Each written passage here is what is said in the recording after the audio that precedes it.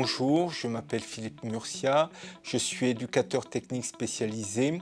J'ai beaucoup travaillé avec des personnes en situation de handicap et depuis 2 ans, j'encadre le chantier d'insertion mis en place par Impact Service. Bonjour, je m'appelle Christophe Reynaud, je suis le gérant d'une société de peinture qui s'appelle Technicolor Peinture, que j'ai repris depuis maintenant 2 ans. Alors, je m'appelle Sarah Vialanek, je suis l'assistante de direction de la direction exploitation au sein de l'office HLM de Cannes.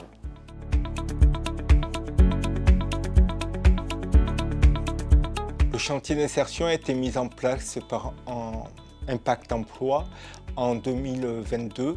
C'est fait pour des personnes très éloignées de l'emploi. Ça a comme objectif d'identifier les freins en emploi en situation de travail pour trouver des solutions aux personnes, essayer de les remobiliser vis-à-vis de l'emploi, voir leurs problématiques, si c'est une problématique de formation, si c'est une problématique de CV, de reconversion professionnelle, et essayer de trouver des solutions par rapport à leur situation d'insertion professionnelle.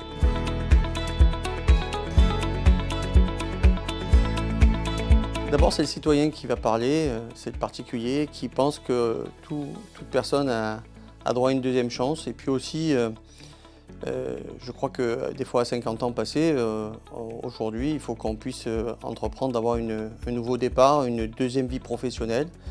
Alors voilà, je pense que déjà de ce côté-là, c'est très intéressant de pouvoir donner la chance à des gens de découvrir un métier comme celui de la peinture. Ensuite, c'est le professionnel qui va parler.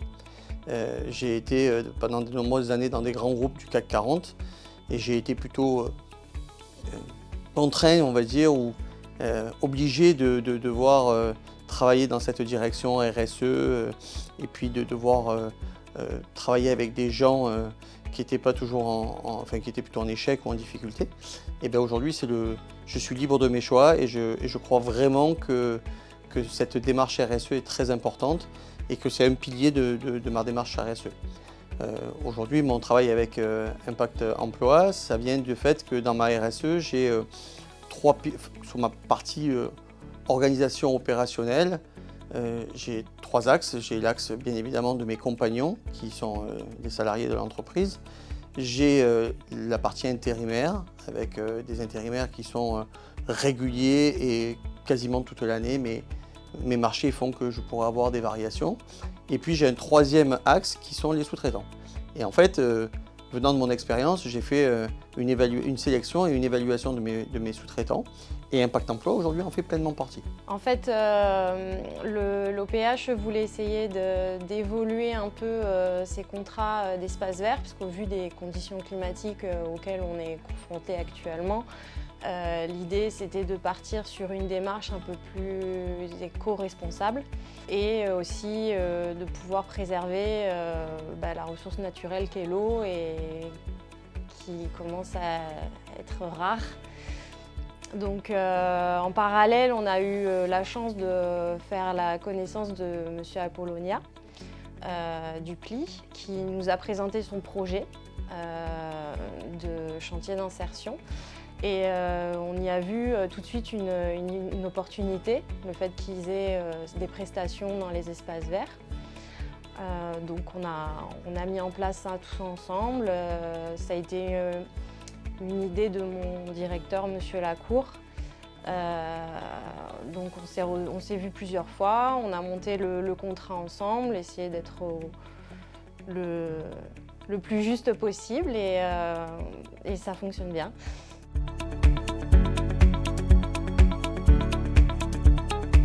La démarche pédagogique vise à construire un projet professionnel avec les personnes accueillies. Pour cela, j'observe énormément les personnes en situation de travail, je m'appuie sur la dynamique de groupe et cela me permet d'identifier leurs problématiques. Est-ce que c'est un problème de formation? Est-ce que c'est un problème de savoir-être, de savoir-faire? Et à partir de là, avec le référent, une fois par mois, on a des réunions tripartites qui nous permettent de mettre en œuvre le projet pédagogique, le projet professionnel et pédagogique de la personne.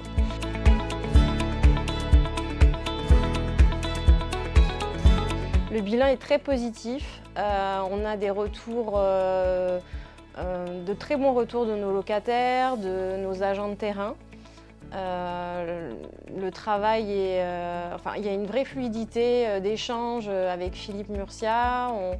Il m'envoie régulièrement des photos dès qu'il est intervenu sur un site. Non, ça fonctionne très bien, on est très contents.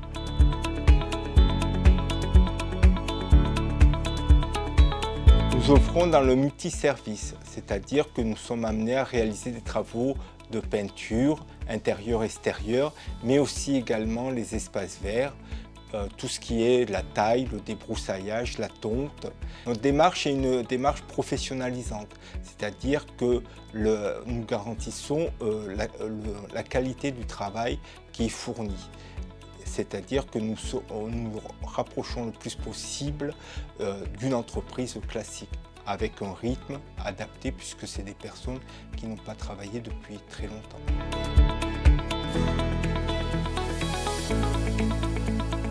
Écoutez, le bilan est très positif. Je dois avouer que j'ai commencé à travailler avec Impact Emploi parce que j'étais dans une obligation avec un client qui me demandait de travailler avec du personnel en insertion, etc.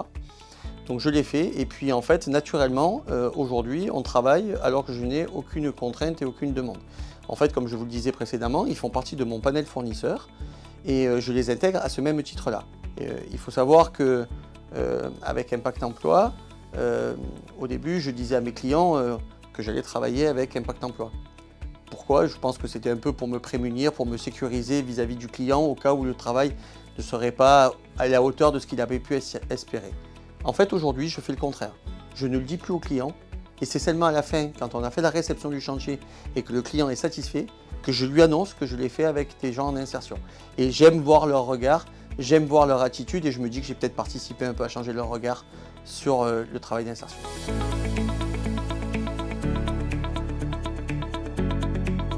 Alors pour les soutenir, comme en fait on avait du foncier à disposition, eux recherchaient un local. Donc on leur a proposé l'un de nos locaux, sachant qu'il y avait des travaux de rafraîchissement à faire.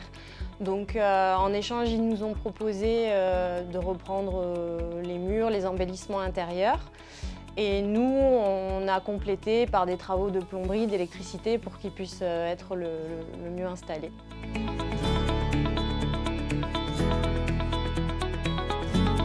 Alors nous avons des partenaires comme le CCAS, l'OPH, l'Office public d'HLM qui nous a fait confiance, qui nous a permis de démarrer notre chantier, qui nous a permis également de pérenniser ce projet.